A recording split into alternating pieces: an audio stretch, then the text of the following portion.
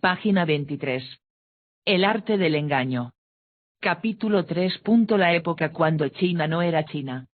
Por primera vez, el primer emperador unió todo bajo el cielo de una manera como nadie antes había hecho. Inscripción conmemorativa del año 219 AE que celebra la unificación de China por Shi Huangdi en 221 AE. El autor de El arte de la guerra no nació en China. Existen muchas hipótesis acerca de quién escribió El arte de la guerra, pero todas lo sitúan antes de la unificación de China, por lo que Sun Tzu, el maestro San, es tan chino como Séneca es español, Lucrecio italiano o Agustín de Hipona tunecino. Ahora bien, del mismo modo que España, Italia o Túnez abren con generosidad sus fronteras históricas para acoger a quienes vivieron en la zona que hoy ocupan sus estados, los chinos sitúan el origen de su identidad hasta 2 milenios antes de la creación de China.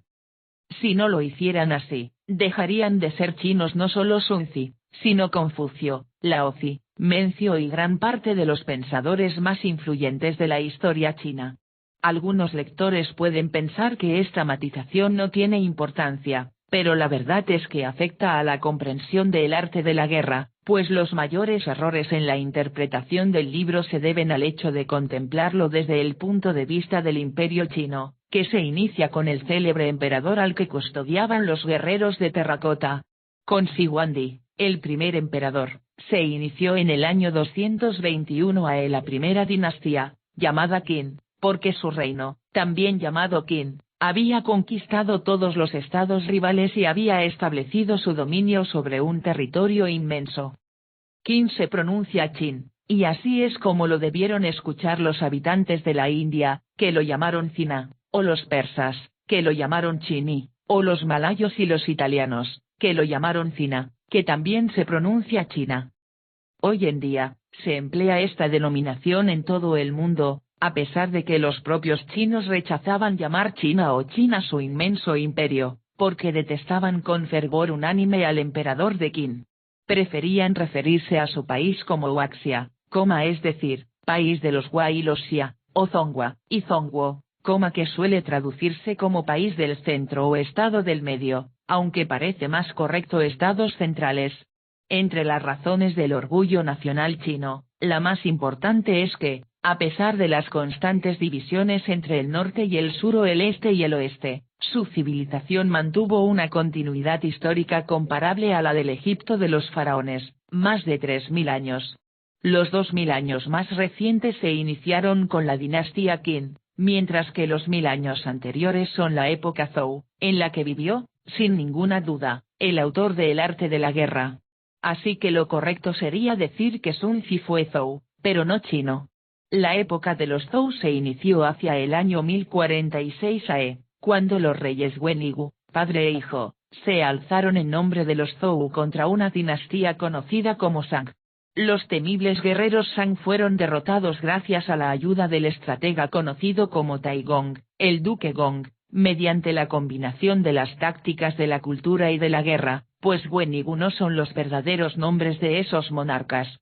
sino que se trata de títulos póstumos que significan civil o cultura, Wen, y militar, Wu. Tras la primera época gloriosa de los Zhou del oeste, del 1046 al 770 AE, los Zhou trasladaron la capital, debido a una invasión de pueblos bárbaros, y se inició la época de los Zhou del este, del 770 AE al 221 AE, en la cual lo que encontramos es una confederación de estados.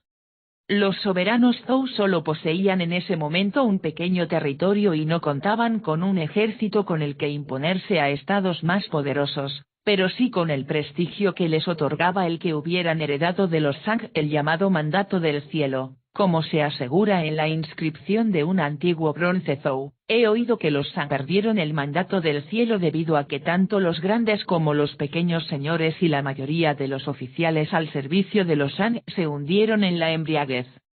Podríamos comparar el mandato del cielo chino con la gracia divina en nombre de la que gobernaban los reyes y emperadores de Europa y que todavía se mantiene en Gran Bretaña, donde la reina Isabel I lo es por la gracia de Dios. A pesar de su prestigio formal, los Zhou no lograron mantener en paz el territorio, que se vio sometido a guerras continuas. 10 grandes estados se disputaban el dominio sobre decenas de feudos, que los historiadores llaman ducados, marquesados, vizcondados o baronías, por comparación con la Europa medieval, aunque los términos chinos no se corresponden con estas nociones. Es en la época de los Zhou del Este en la que debemos situar al autor de El arte de la guerra, aunque no es seguro si vivió en el primer periodo, conocido como primaveras y otoños, 770 a 476 AE, o en el segundo, el de los estados combatientes, 476 a 221 AE.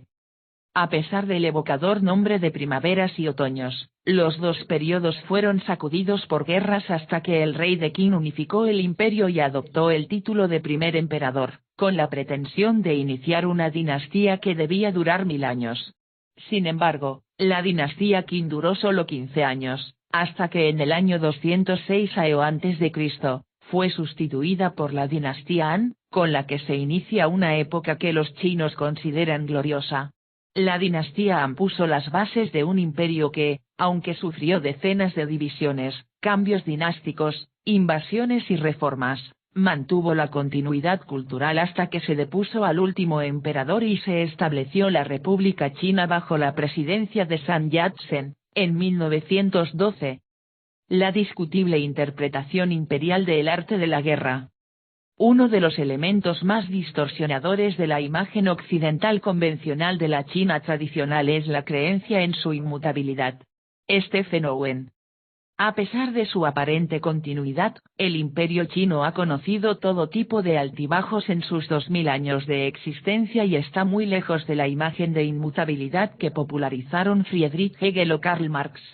Aunque estos y otros pensadores se dejaron llevar por sus prejuicios o por una información deficiente, los propios chinos son responsables en gran medida de esta simplificación, puesto que los historiadores imperiales casi siempre defendieron la idea de una civilización única que atraviesa los siglos. Ahora bien, si queremos conocer el arte de la guerra, lo primero que tenemos que hacer es cuestionar la interpretación convencional, que, como ya se ha dicho, fue creada por una China muy posterior a la época en la que pudo vivir el maestro Sano Sunzi. Hoy en día todo el mundo conoce las grandes corrientes de pensamiento que han caracterizado a China en los últimos 2000 años, el taoísmo, el confucianismo y la doctrina del yin y el yang, a las que hay que añadir el budismo llegado desde la India y una doctrina para regular el Estado conocida como legalismo, a la que se menospreció tradicionalmente por estar asociada al detestado primer emperador. Sin embargo, estas filosofías o bien no existían en la época Zhou, cuando fue escrito el arte de la guerra, como el budismo, que llegó mucho tiempo después, o bien tenían poco que ver con su evolución posterior, algo que se puede aplicar tanto al confucianismo como al taoísmo y el legalismo o a las interpretaciones del yin y el yang y de libros como el Yi Jing, o libro de los cambios.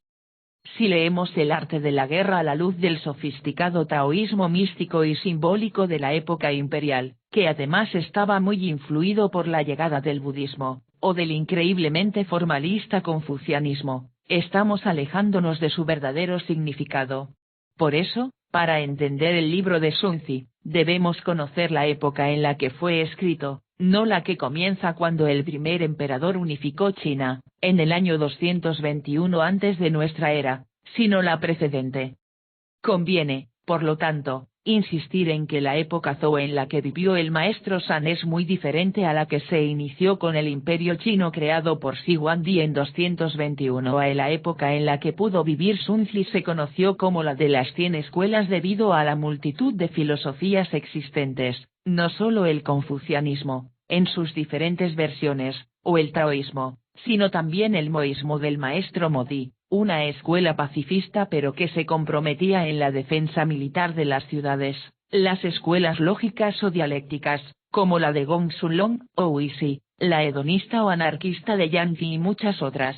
Una de esas escuelas fue la de los estrategas y filósofos de la guerra, en la que se sitúa al maestro San. Los chinos del Imperio Han hicieron una recopilación de textos militares de los Zhou con la intención de mantenerlos en secreto, ya que pretendían acabar con las guerras internas que habían estremecido durante casi 1000 años a los Zhou y al breve Imperio Qin. Con el paso de los siglos, esta lista se fue ampliando, añadiéndose más y más libros supuestamente escritos en la época Zhou o en tiempos legendarios anteriores, entre ellos varios tratados atribuidos al mítico emperador amarillo o al casi legendario Taigong, o a estrategas como Sima Ranju, Guqi o Wei Liaozi. Entre todos estos textos, ocupó un lugar de honor el arte de la guerra de Sun Tzu.